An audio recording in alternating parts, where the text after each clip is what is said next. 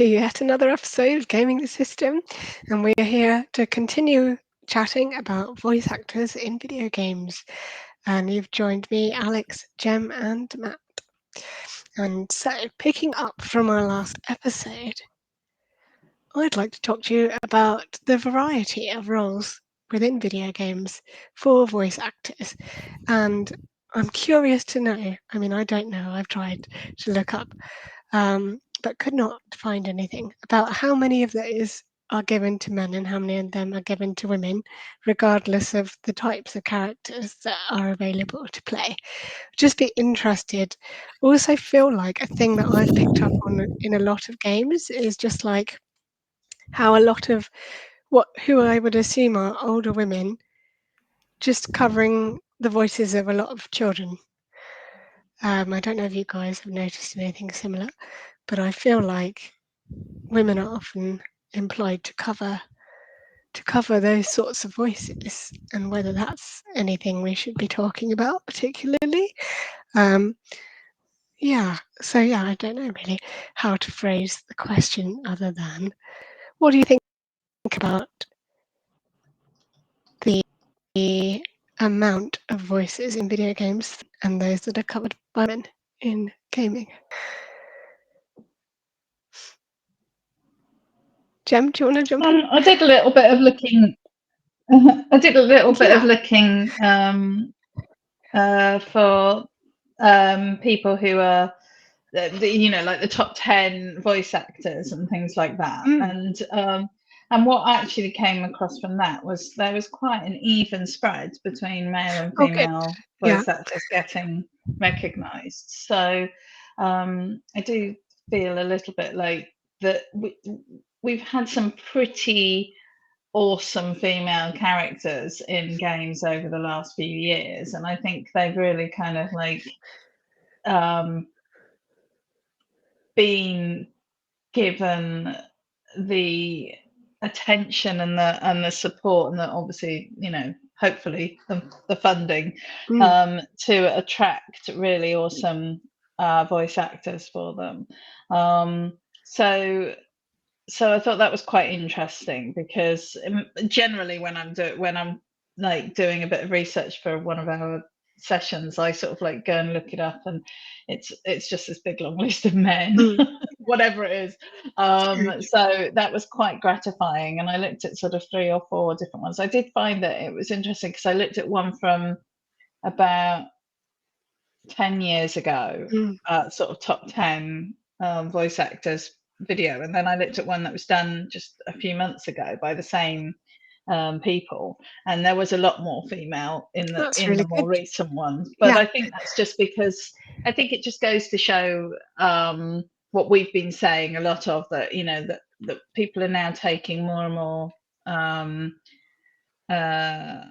was going to say risks. That's not the right word, because I don't think it is a risk. But people are taking female characters more seriously now, and they're recognizing that there is an audience for them, that there is a desire for people to play these characters, and so which we knew that was going to be the case.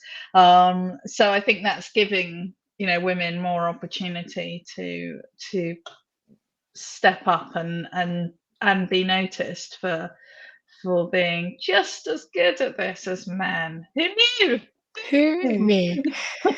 Indeed. I think the problem has always been, and this has been the same for TV and movies, is women are allocated only a handful of kinds of characters to play. Mothers, girlfriends, wives, daughters, princesses. And those characters are often very samey, and you don't have to perform as a unique character. You just come and say the lines that have been said 1,000 times by 1,000 different unimportant supporting actresses. And the problem is men only get the interesting roles because normally the protagonist is the most interesting person, and then maybe one supporting character, and then the villain. And when all of those roles are given to men, then it just means that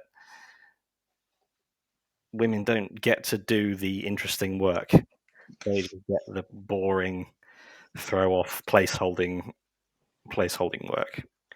So it's opportunity, and Sure. because we're all the same, we can all bring different things. Then it's just I can't imagine how galling it must be to be repeatedly told, "Oh, look, you're a mother of two and a husband and wife, or girlfriend of damsel in distress," just over and over again. Must be exhausting. For sure. Yeah, no, that's definitely an interesting way to think about it. I think there's a lot of crossover, like you say, between TV and film, and those sorts of stereotypical roles that women fill. It's very much a thing in some of the video games that feature male protagonists, let's say. Um, Often the female characters are sort of swept to the side and come in for a little bit of colour and then go away again and don't really impact the story very much or the message of the game. So yeah, I definitely agree there. And it's interesting, I was looking at what I like to call celebrity voice actors versus your run of the mill voice actor in a video game. Recently, with some of the really big video games, you've got people coming in from outside of gaming to do voices. You've even got cameos from people like Nick Cage in, was it Dead by Daylight? I think there's like a whole DLC with just this character played by Nick Cage, and he's done the voice work for it. So God knows how much he got paid for that. But I'm sure it was a lot more than your regular video game actor, voice actor rather. Um, but yeah, and then I was thinking about something like God of War, and we think about how amazing all the voice acting was in God of War, and how the character of Freya, the lady who voiced Freya, came in knowing absolutely nothing about video games at all, had never even really, well, she knew about motion capture, I think, but she just had no idea how it would translate into the game, what was going on or anything. But I think she gave one of the most stellar performances of the entire series, um, especially in Ragnarok. I think she was pretty central in the development of a lot of the characters around her, like Kratos and Atreus.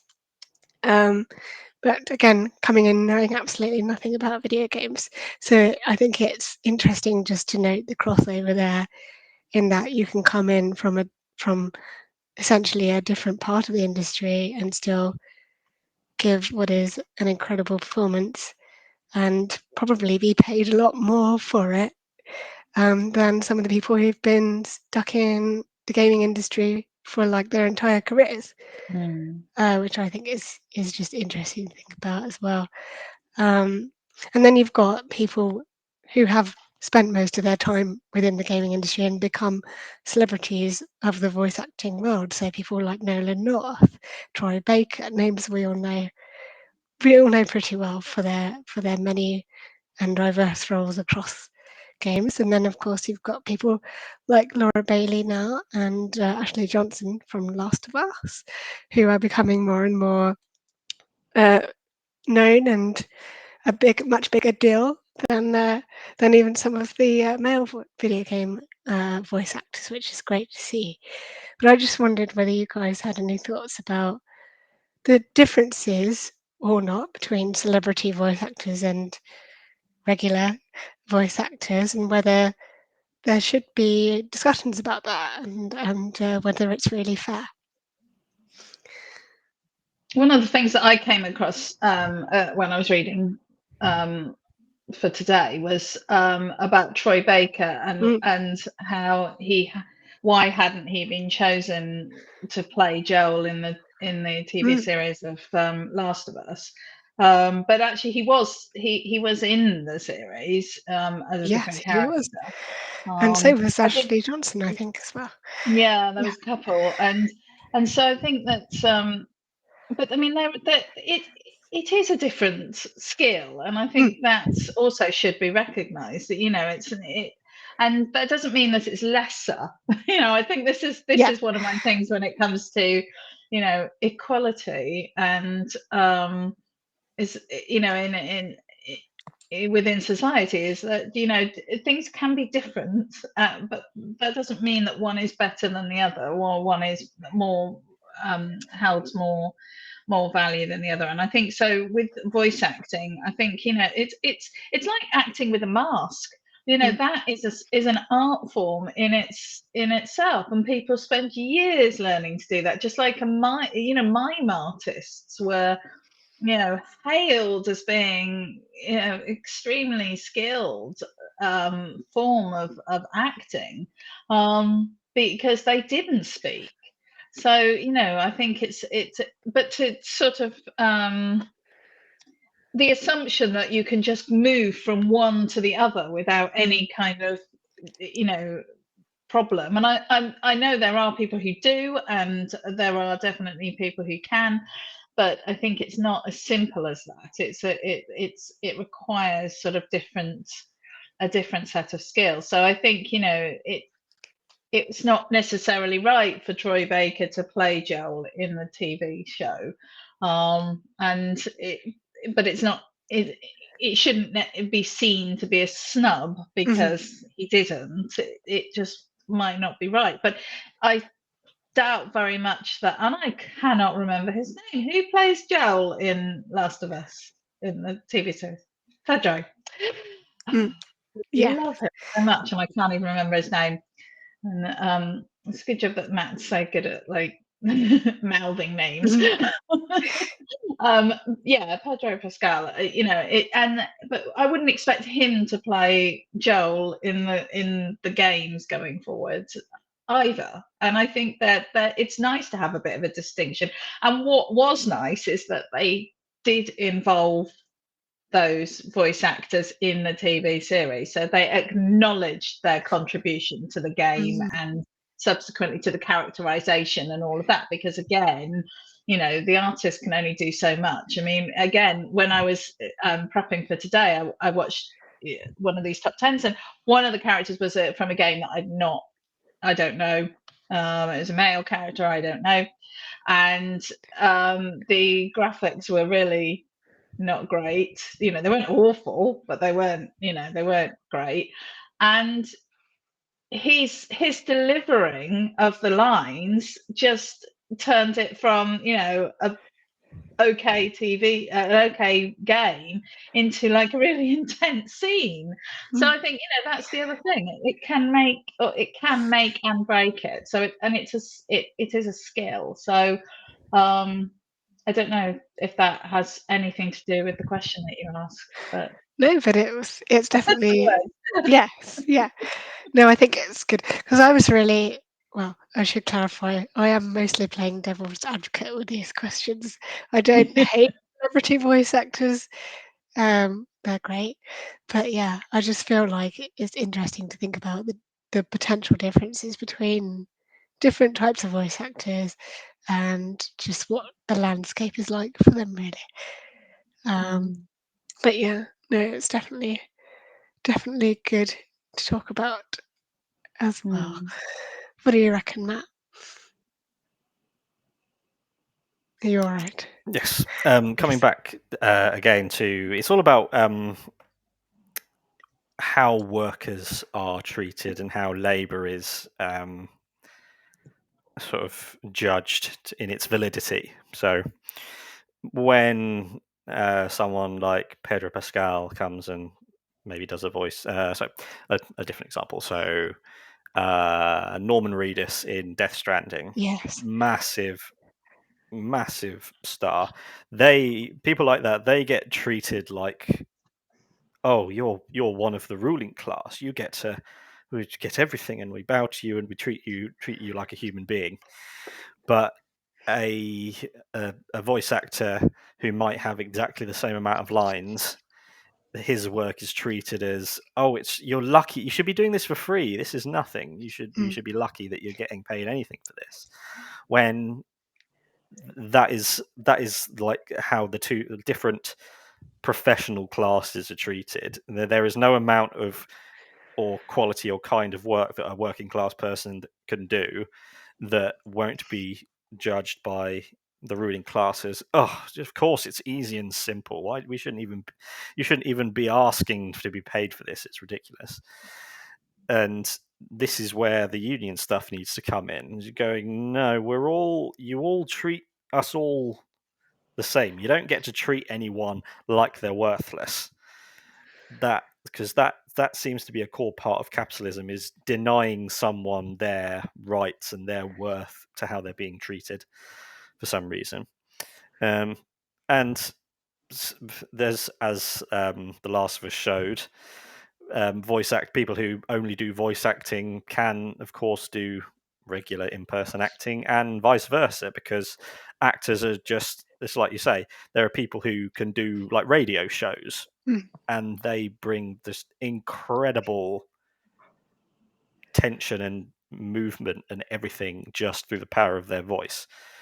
And you can go, yeah, some people, Pedro Pascal is infinitely more famous and has greater notoriety than Troy Baker and Ashley Birch. That's just the nature of celebrity and their levels of fame. But and you can pay the one who draws more, you pay them more, but that doesn't mean you get to, it's like you said, Jem, it's a race to the bottom of going, right, we're going to push you down as far away from, the further you are away from Pedro Pascal in terms of fame, that means the less we get to pay you. And it's one rule for them, another rule for the others, and I hope this SAG-AFTRA strike does something. Keep on bringing it back to that. Yeah, no, it's very important, very definitely, and I'm glad it's happening as well. Yeah.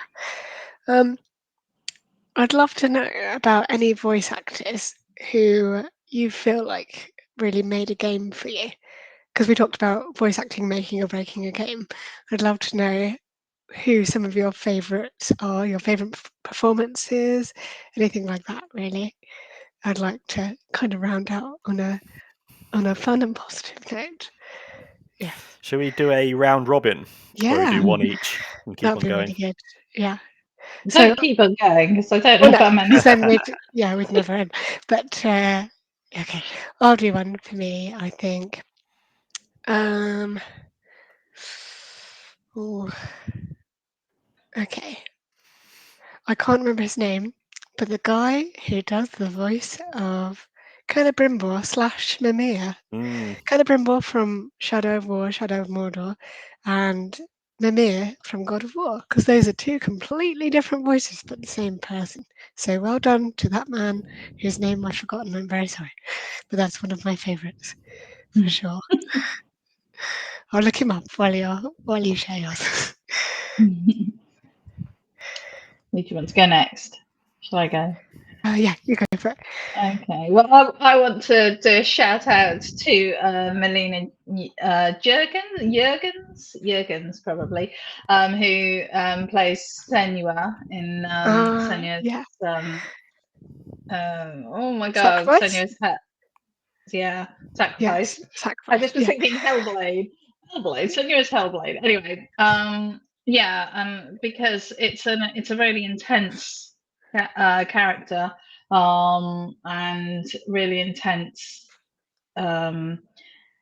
scenes that she has to do, and she hadn't done voice acting before, and she hadn't done the suit acting either, which she also did. So she kind of like went in there, jumped in at the deep end, so to say, and just kicked it out of the park. I'm just mixing up my metaphors.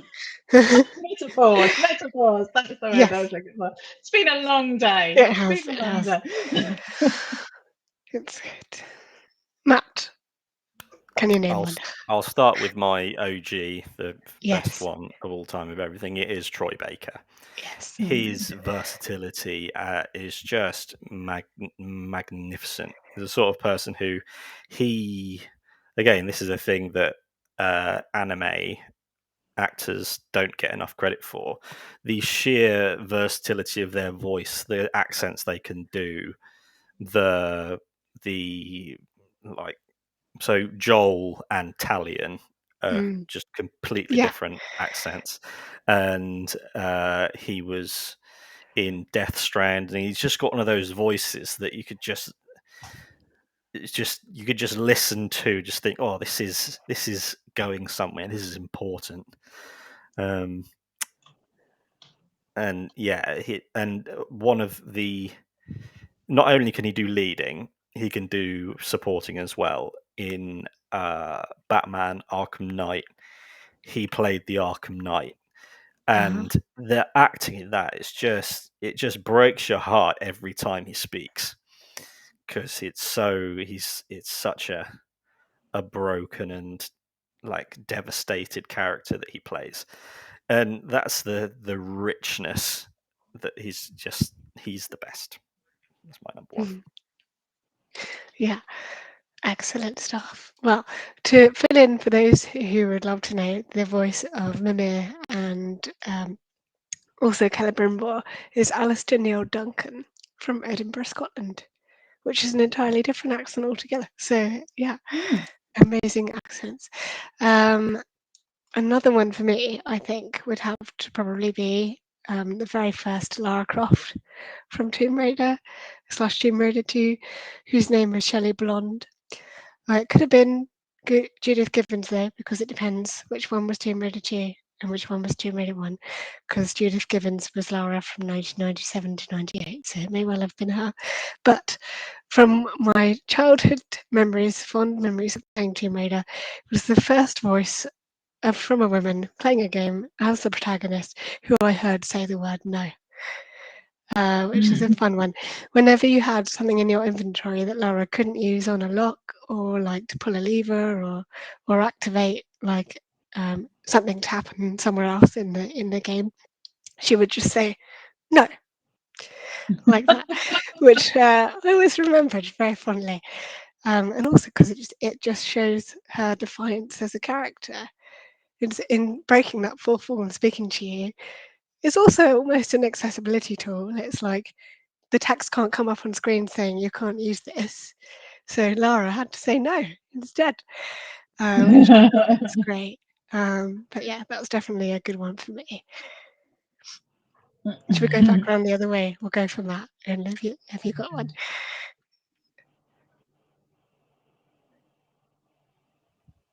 Oh, don't know if we can hear you, Matt.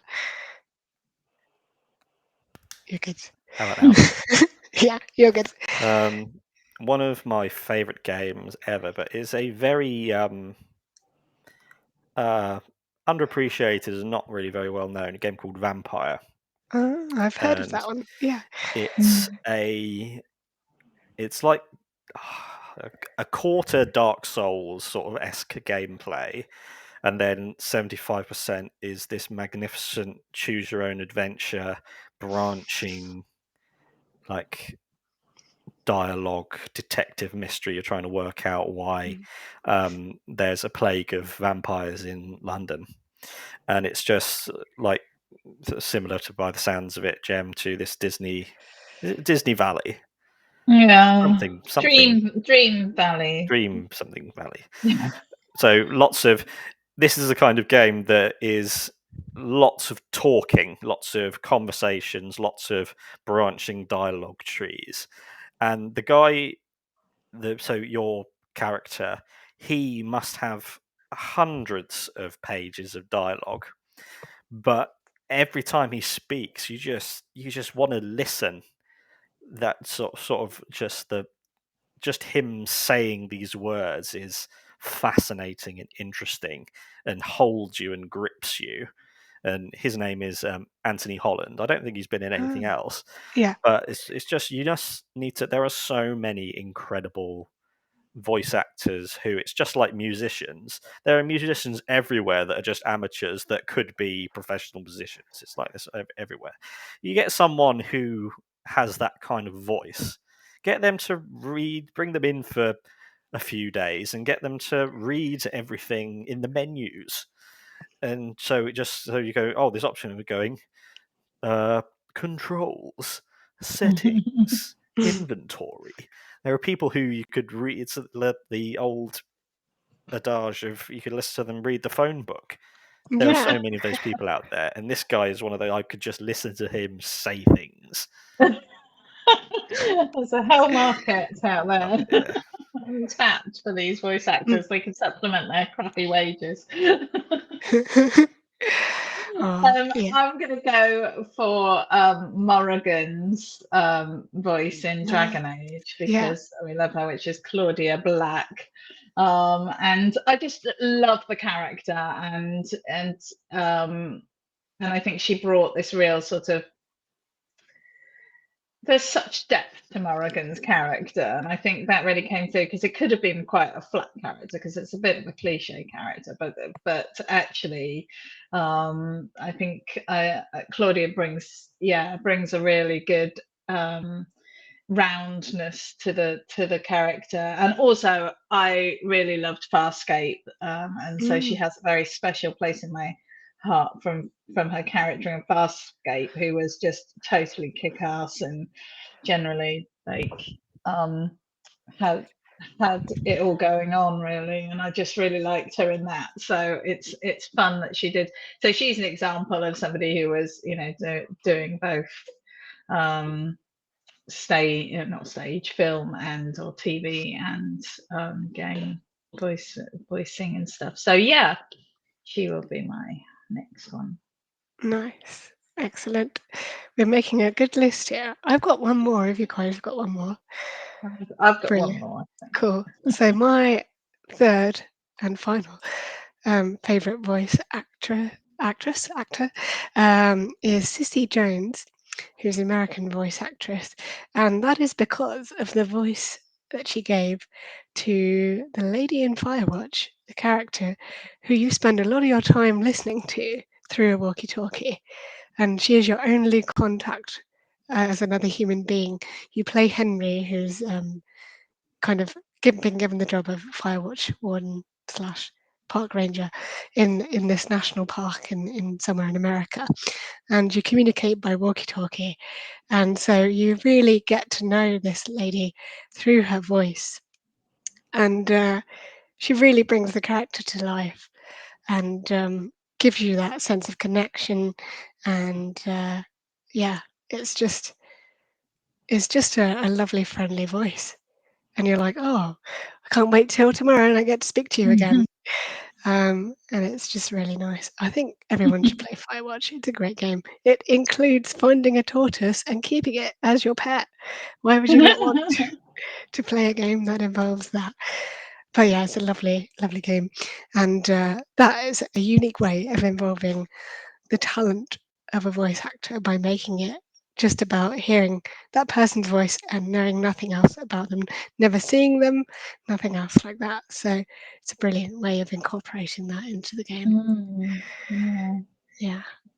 Interestingly, she also has worked on games such as The Walking Dead, Life is Strange, Grand Theft Auto 5, and Darksiders 3. So she's pretty prolific. Who did she play in Life is Strange then? I will look her up. Hold on. Cissy Jones, Life is Strange, which is another great game. Joyce Price, the homeless lady, and one unnamed minor character. Interesting. Yeah. So I mean, Walking Dead is another awesome game, actually, with and awesomely voice acted. But I'm going to go with Laura Bailey, who voices Abby in Last of Us, because again, another very complex character, and she just brings complete life to it and to her, and really hit the right tone. There was never a moment where, because there can be times when you're like, that didn't really sound quite right, or they're in the middle of a long thing and then suddenly the sound changes or the tone changes a bit and it's just quite jarring, and I didn't have that at all. I mean, that's mostly to the credit of the the whole sort of team, because they obviously had polished it, but she brought she brought a character to the character that I think really enhanced it. And I don't have any more after this, but I did just want to do an honourable token male in my list.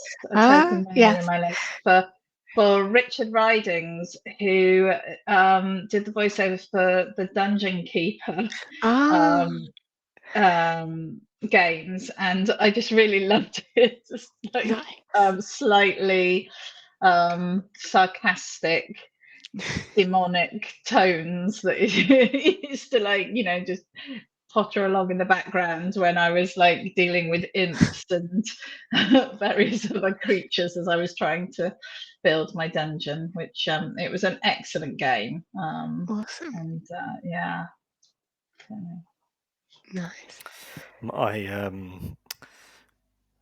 think I've got my number 3 and then a few honourable mentions. So my favourite kind of voice actors are the ones that you strip it right down to it's just a handful of words. It's not a very verbose character. It's just very laconic. But every, these sort of small handful of words and the way they say them gives you a complete, everything about the character through that. And one of the best of that is David Bateman, who plays Agent 47 in Hitman. He speaks very little, but he's got this wonderful dry wit. And people who, like actors like David Tennant, who they can say a handful of words and then something about it shines through that. So it's like alchemy. That's why you get the best writing distilled down. You don't have to do tons and tons of wordy bullshit stuff. And I think he's one of the best at that. Geralt talks a lot, but he is an iconic voice of a character that keeps you need that in particularly these thing we haven't talked about is, as opposed to TV and film, the game can be 100 hours long, and your character will be talking constantly all the way through. So again, it's a completely different kind of, it is labor. Anything you do with your body has to be counted as labor, and it's just a different kind of labor. Honorable mentions: Melisanthe Mahout, who plays Cassandra in AC Odyssey. Yes. Infinitely better than the guy who plays Alexios. Yeah. Kevin Conroy and Mark Hamill, Batman and the Joker in the Arkham series. Completely. Arkham Knight is one of the best games I've ever played. And Ezio. Yes, Roger Craig Smith. Just those kinds of the more like verbose, charismatic characters, because you can't fake charisma. That's one thing that's what you should pay through the nose for. That's different kinds of acting, but just brilliant. Well, what a lovely end to the episode. Thank you both for your input. I very much enjoyed hearing everything you had to say. I hope everyone watching and or listening did too. I'm sure they did. And what I had to say as well. So that's it for another episode of Gaming the System, the Feminist Gaming Podcast. And if you don't already know, we take a look at gaming through a feminist lens. We'll be back for more episodes every Thursday, and shortly, at the beginning of next month in September, heading to Cardiff to do our first ever gaming panel. Very excited about that. Caroline will be joining us. Very exciting as well. The Fab Four back in business.